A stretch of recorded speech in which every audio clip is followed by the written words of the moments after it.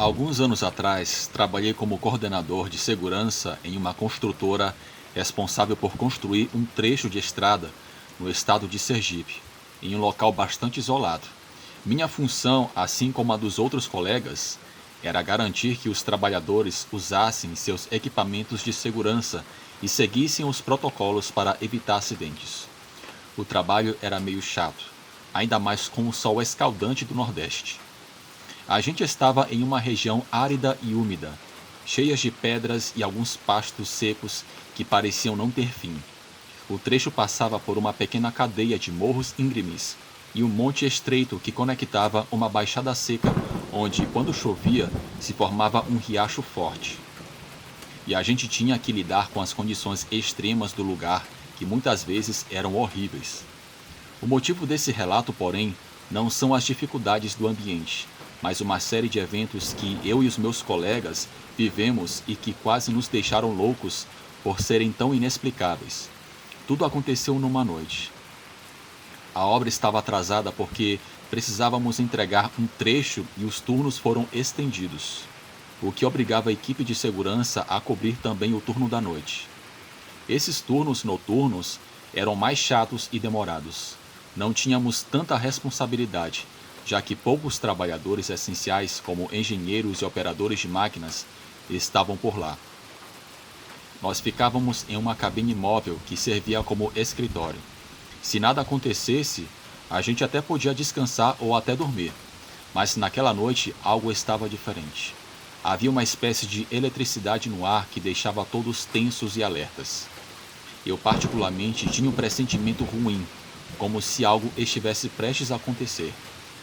Com o passar do tempo, tudo parecia normal. Os trabalhadores estavam instalando sapatas no trecho do morro e o rádio só emitia estática de vez em quando. Na cabine éramos 5. Para passar o tempo, jogávamos dominó enquanto os outros conversavam sobre os turnos e os salários. O rádio às vezes captava vozes distantes, tentando falar alguma coisa. Isso era normal, já que o sinal podia pegar conversas de caminhoneiros ou moradores das redondezas. Mas naquela noite, os sons eram diferentes, um tanto esquisitos. Mesmo assim, não demos muita importância. Lá fora, o único som era o vento e, às vezes, o uivo distante dos cães. De vez em quando, conseguíamos ver um par de olhos brilhando no escuro, o que nos assustava. Eles rosnavam e parecia que iam sair do mato a qualquer momento para nos atacar. Eu estava inquieto e resolvi sair para fumar, mas o vento estava tão forte que me obrigou a voltar para dentro da cabine, sob a risada dos colegas que estavam acostumados com aquele clima e suas histórias. Um deles também estava nervoso, mas não quis dizer o motivo. O relógio marcava 2 horas da manhã e em breve seria a nossa vez de fazer a ronda até a obra. Tínhamos 2 motos para isso e a ideia era ir e voltar rápido. Nesse momento, o rádio começou a emitir sons estranhos, além de estática. Pareciam vozes tentando dizer algo. Achando que era o colega que estava na obra, ligamos direto para ele, mas ele confirmou que o rádio dele estava desligado. Talvez fosse algum caminhoneiro, mas isso era quase impossível, já que estávamos a quilômetros de qualquer estrada movimentada. Apesar disso, tentamos não pensar muito no assunto. O nervosismo tomou conta e o sono desapareceu. De repente o vento lá fora parou e a gente começou a ouvir uns rosnados estranhos, pensando que poderiam ser cães ou algum animal, e saímos para verificar. O breu era total e as nossas lanternas mal iluminavam o chão, mostrando apenas montes de terra, arbustos secos e, mais à frente, o brilho dos olhos de um grande bicho que nos observava imóvel. Um dos colegas mais impaciente pegou uma pedra e jogou no animal, xingando e ameaçando o bicho. Nós rimos da estupidez dele.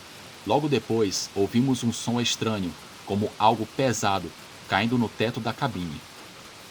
Isso fez todos saírem e começamos a iluminar o lugar para ver o que tinha acontecido.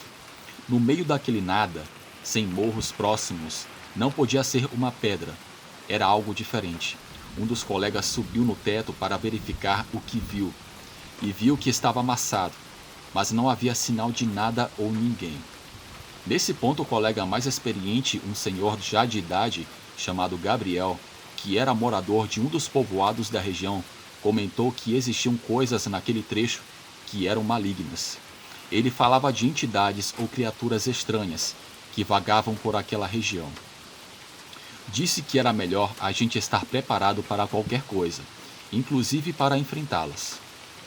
Claro que todos caíram na risada, ainda mais quando ele tirou uma pistola calibre 22 que guardava na sua mochila de trabalho.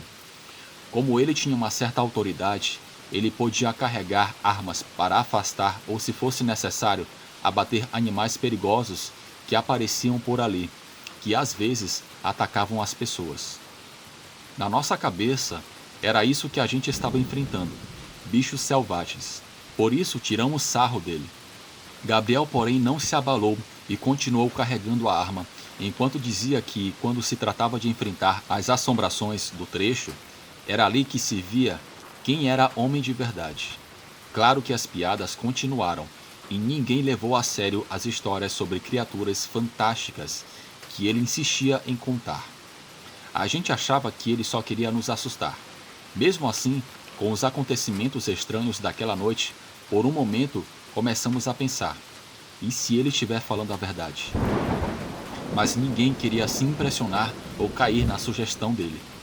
Enquanto Gabriel falava, 2 colegas saíram para verificar o perímetro onde ficavam guardadas as ferramentas e as máquinas.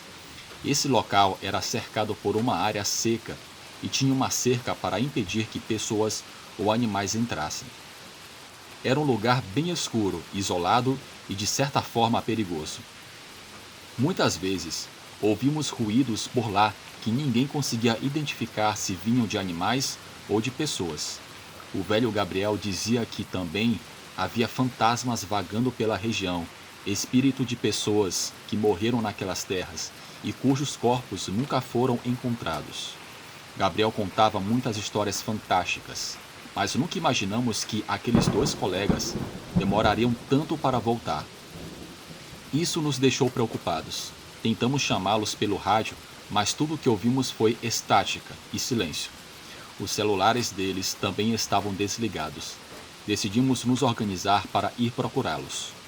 Éramos 3, eu, o outro colega e o velho Gabriel, que saiu com a pistola em mãos. Quando perguntamos por que ele estava levando a arma, já que não estávamos indo brigar com ninguém ou até matar algum bicho, ele respondeu que tinha um mau pressentimento e que era melhor estarmos preparados para qualquer coisa do que sermos pegos de surpresa. O pior que podia acontecer, pensávamos, era encontrar algum intruso ou ladrão querendo roubar as ferramentas.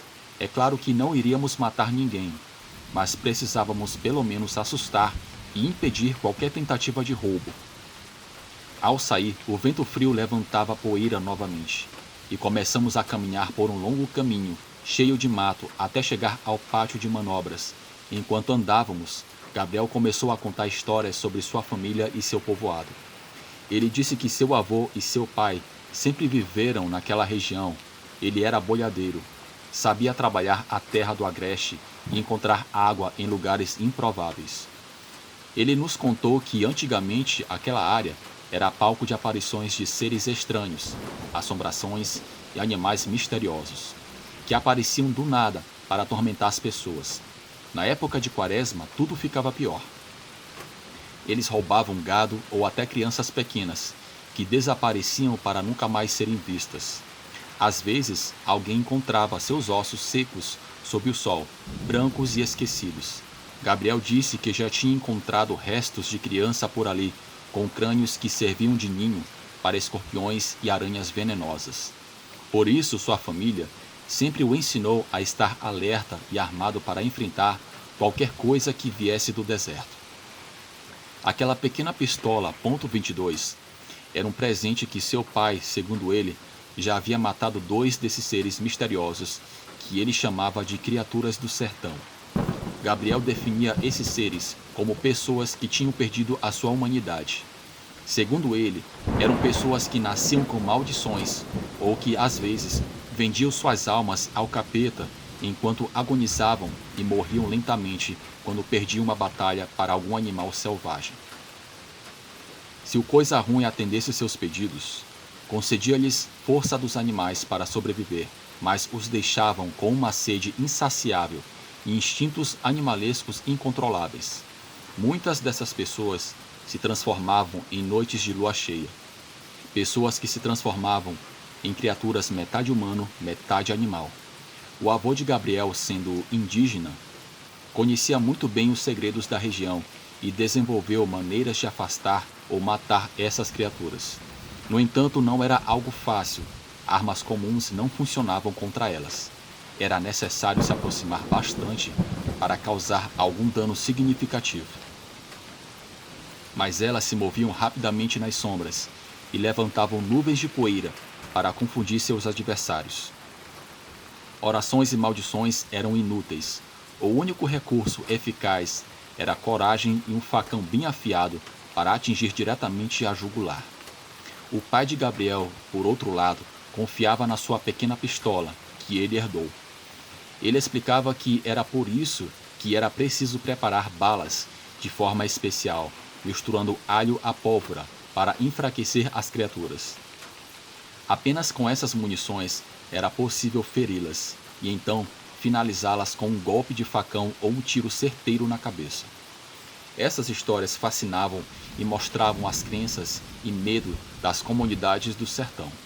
Enquanto caminhávamos pelas trilhas de terra e pedra, sentíamos o vento cada vez mais forte, trazendo poeira que dificultava a nossa respiração. De repente ouvimos um som estranho. Não era uma pessoa, mas algo que parecia um gemido, abafado, misturado com um grunhido rouco e perturbador. Paramos e olhamos ao redor, tentando localizar a origem do barulho. Meu instinto foi gritar: "Quem está aí?" Mas eu só obtive silêncio como resposta. Aquela sensação de inquietação me fazia imaginar que, a qualquer momento, algo monstruoso sairia das sombras. Aceleramos o passo, mantendo-nos próximos ao velho Gabriel e sua pistola sempre apontando para frente. O vento aumentou ainda mais e as rajadas traziam areia e pedras que nos forçavam a proteger o rosto. Então vi algo passar rapidamente. Parecia um quadrúpede. Gabriel se ajoelhou, de repente, tremendo, e sussurrou: "Isso não é um cachorro. Prepare-se para o pior." Meu estômago se revirou. O medo me dominou quando percebi olhos brilhantes nos observando por trás de uma grande rocha. A princípio pensei que fosse um cachorro, mas o que emergiu das sombras superava qualquer imaginação. Era uma criatura terrivelmente bizarra. Tinha garras longas e afiadas, como as de um felino, mas o rosto era deformado, quase humano. Ele tinha um focinho longo e uma boca muito grande, com dentes afiados. Ele emitia ruídos perturbadores a cada respiração. Os olhos amarelos brilhantes completavam a visão aterradora, e o corpo coberto de pelos negros e eriçados dava a impressão de um predador pronto para atacar. Suas proporções eram descomunais. Apesar de andar de quatro, era evidente que poderia se levantar nas patas traseiras sem dificuldade. Ficamos paralisados, presos entre o terror e a incredulidade. Gabriel apontava a arma, mas não disparava, enquanto murmurava algo que soava como uma oração. De repente o tiro ecoou, iluminando brevemente o lugar. A criatura se moveu rapidamente, tentando evitar o tiro. "Isso não é um animal comum, é um monstro", sussurrou um dos meus colegas. Gabriel afirmou: "É uma das bestas do sertão, algo maligno." Ele nos alertou a não correr, pois a criatura poderia nos alcançar e nos arrastar para as profundezas do lugar, onde nossos corpos jamais seriam encontrados, ou seriam descobertos apenas com os ossos secos sob o sol. Nos posicionamos em círculo, um de costa para o outro, mantendo os olhos atentos a todos os lados. A criatura circulava ao nosso redor, se movendo nas sombras e levantando poeira para nos desorientar. Gabriel então se firmou, respirou fundo e disparou uma vez. A criatura soltou um gemido horrível e recuou. O velho Gabriel avançou, confirmando que havia atingido a perna e o pescoço do ser. Ferida, a criatura se afastou para a escuridão do lugar, gemendo de dor e proferindo algo que parecia maldições. O som nos fez estremecer. Gabriel permaneceu em silêncio, com a pistola ainda em mãos e os olhos fixos na direção para onde ela fugiu.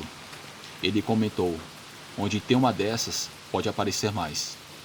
Sem saber o que fazer, decidimos voltar para a base. A tensão e o medo nos acompanhava a cada passo. Ao chegarmos, limpamos o pó de nossas roupas e tentamos afastar o pavor que nos consumia. Mas sabíamos que aquela experiência jamais sairia de nossas memórias. Cada um de nós pegou algo afiado como arma, na tentativa de se defender, e continuamos o caminho até o lugar onde esperávamos encontrar nossos companheiros. Eu imaginava que talvez os encontraríamos sem vida, mas ao chegar, vimos uma luz em um galpão onde guardávamos as máquinas. Lá estavam os dois, com os olhos arregalados e os rostos pálidos. A primeira coisa que disseram foi que tinham visto um animal muito estranho rondando por ali. Quando se aproximaram, perceberam que era uma espécie de monstro humanoide, ou talvez um lobisomem. Sentiram tanto medo que preferiram se esconder no galpão até a nossa chegada. De forma inexplicável, a comunicação por rádio voltou a funcionar, o que nos deixou ainda mais perplexos. Não entendíamos como algo, como aquela criatura, poderia bloquear o sinal ou impedir que nos comunicássemos. Aos poucos começamos a ouvir estática no rádio e depois as vozes de outros trabalhadores conversando entre si. Decidimos sair dali rapidamente e voltar para a casinha, onde ficamos até o amanhecer, aguardando o início do próximo turno. Não relatamos nada no diário de ocorrências, afinal quem acreditaria em nós? Contar que vimos uma espécie de cachorro humanoide seria no mínimo absurdo. Os dias se passaram até que alguns trabalhadores, que estavam finalizando um trecho distante da estrada, relataram ter encontrado restos de um animal de tamanho considerável, algo que nunca tinham visto antes. Ao investigar, percebemos que era o mesmo ser no qual Gabriel tinha disparado. O corpo já estava parcialmente devorado e seco em algumas áreas, mas ainda mantinha aquela essência monstruosa. As marcas dos tiros estavam lá, uma na perna e outra no pescoço, ambas enegrecidas como se a criatura tivesse apodrecido lentamente até sucumbir. Depois disso, comecei a acreditar em certas coisas que aconteciam na região. Era tudo muito estranho e sem explicação. O velho Gabriel, porém, insistia que eram lobisomens, que sempre viveram por ali, protegidos pelo sertão. Ele acreditava que, ao construir estradas, estávamos invadindo o território deles, o que explicava os ataques ocasionais às pessoas. Afinal, aquele lugar era uma vastidão interminável de agreste e montanhas pouco exploradas ou conhecidas. Após essa experiência, pedi transferência para lugares mais povoados, longe de lendas que naquele lugar pareciam ganhar vida e nos atacar a qualquer momento. Boa noite.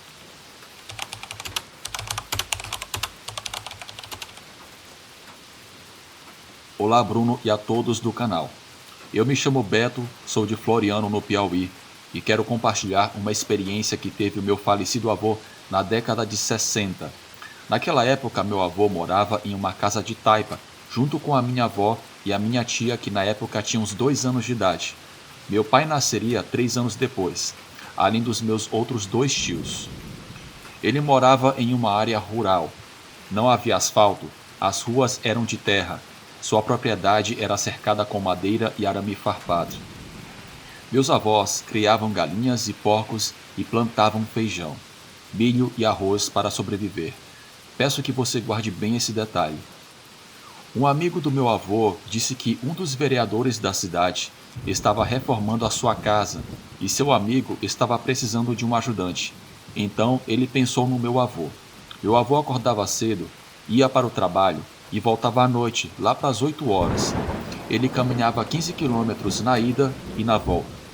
Naquela época, a porca que meus avós criavam tinha acabado de dar à luz a vários filhotes, o que renderia uma boa grana para os meus avós no futuro, caso quisessem vender os porcos ou vender a carne na feira. Minha avó disse para o meu avô que, de madrugada, escutava uma mulher bem ao longe cantarolando. Minha avó espiava pela janela, mas não via ninguém, apenas escuridão. Vovô disse que era coisa da cabeça da minha avó, que poderia ser apenas o vento, porém minha avó tinha certeza de escutar a voz de uma mulher. Certa vez, meu avô chegou em casa um pouco tarde, lá para as 11 horas da noite, porque ele fez hora extra para adiantar a obra, para que eles não precisassem trabalhar no sábado. Ele entrou na sua propriedade quando, de repente, escutou ao longe uma voz de mulher. Estava um silêncio sepulcral, a luz estava cheia e iluminava tudo, de forma que meu avô conseguia ver com clareza tudo ao seu redor, mas não viu ninguém. Meu avô dizia que aquela voz não vinha de dentro da casa, não era a voz da minha avó, mas vinha do mato. Ele começou a caminhar lentamente e percebeu que uma mulher estava cantarolando algo que ele a princípio não entendeu o que era. Logo ele percebeu que aquela voz vinha do chiqueiro. Claramente havia alguém dentro do chiqueiro, segundo ele. Vovô já ficou escabriado, que alguém poderia estar tentando roubar seus porquinhos. Ele foi se aproximando lentamente até que escutou o seguinte: Dorme, neném, que a cuca vem pegar. Mamãe foi embora, papai foi trabalhar. Ele chegou perto do chiqueiro e viu uma cena que o deixou estarrecido e em choque. Não havia ninguém no chiqueiro. Ele viu a sua porca deitada no chão, amamentando seus porquinhos, e ela estava cantando aquela canção para os porquinhos. Meu avô boquiaberto flagrou a porca cantando com uma voz feminina e humana, uma canção de ninar para suas crias. Quando a porca percebeu que meu avô havia chegado, ela parou de cantar e olhou para o meu avô. Aquela porca olhava de um jeito tão assustador que parecia uma pessoa. Aquilo não era um animal, ou talvez aquela porca tinha algum tipo de entidade. Meu avô voltou correndo e entrou na casa. A minha avó viu que ele estava branco como uma folha de papel. Ele contou tudo para minha avó. Meu avô ficou pensando em tudo o que viu e se iria continuar ou não criando aquela coisa ou porca. Porém, algo mais estranho aconteceu. Quando foi de manhã bem cedo, antes de sair, ele decidiu ir até o chiqueiro, armado com um facão, para ver aquela porca. Ele ainda estava com muito medo, mas ele tinha que resolver aquele problema. Porém, ele disse que o chiqueiro estava vazio. A porca e seus filhotes não estavam mais lá, simplesmente desapareceram. O chiqueiro estava coberto com tábuas altas, inclusive trancado com uma corrente e cadeado, porém não havia nenhum sinal de arrombamento. Foi algo que, até o último dia de sua vida, ele não soube explicar o que aconteceu, mas ele tinha certeza de que algo sobrenatural aconteceu e aquela porca não era algo desse mundo. Bem, essa é a história do meu avô. Obrigado por ouvirem o meu relato. Tenham uma boa noite.